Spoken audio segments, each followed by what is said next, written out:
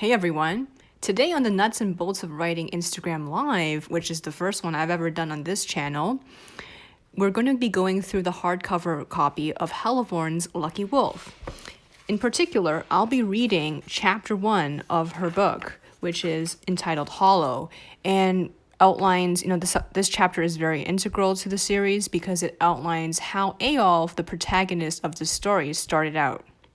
So, I'll be reading it through and basically giving you a glimpse of just how great the story is. You can get a hard copy of this using Helevorn's Instagram. Just DM her and check out the post that she made on her Instagram at Helevorn_BOR to find out more about how you can get a copy of this. So without further ado, Hollow. Through the opening of the hollow of the old knotted tree, the little boy could see the forest dimly lit by the moon. He could see the boulder he had struggled with all his might to roll before the entrance to the hollow so that no wild animal could reach him there. The only creature in sight was a tiny mouse that he had found sheltered in the hollow. He had thrown it out to squeeze himself inside the small hole. But the mouse had not moved since the autumn night had fallen. "When's she coming back?" the little boy whimpered. His mother was surely looking for him. She was worried about him. He knew she was. Perhaps she had forgotten the way.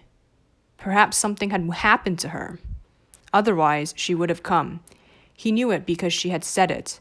"Stay here, Carton," she had told the little boy. "Stay here and look for mushrooms, alright? I'll just go behind that hilltop over there to pick some special herbs. You fill the basket, alright? And when you do, I'll be back." But he had filled it. And he had already eaten the mushrooms he had picked. And his mother was still not back.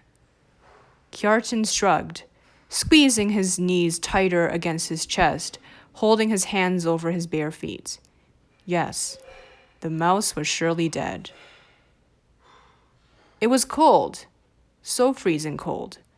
He had tried to build a fire, as well as he had learned to in the 5 years he had spent in the world. He had rubbed twigs and stones together, but no spark happened. Too slow, perhaps. His hands too rigid.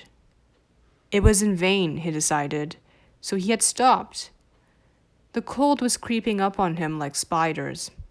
He knew it was not spiders, for his skin was so numb that he could not feel them if they were 1,000 spiders crawling.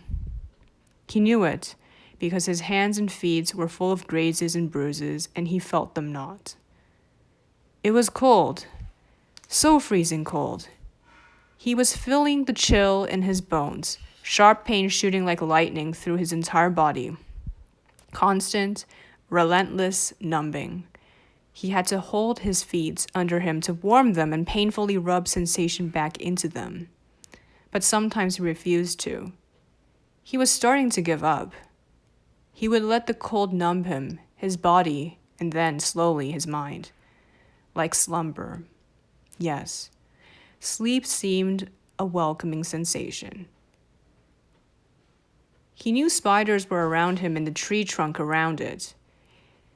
They were building a cocoon around the dead mouse, and thus they would stitch their webs around him when he died, weaving and weaving to wrap him completely in white, seal the opening of the tree hollow forever with him inside it.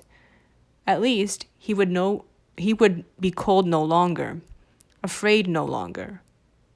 Hoot, hoot. His heart leapt in his throat at the sudden noise. Hoot, hoot. "It's only an owl," he whispered. Hoot, hoot.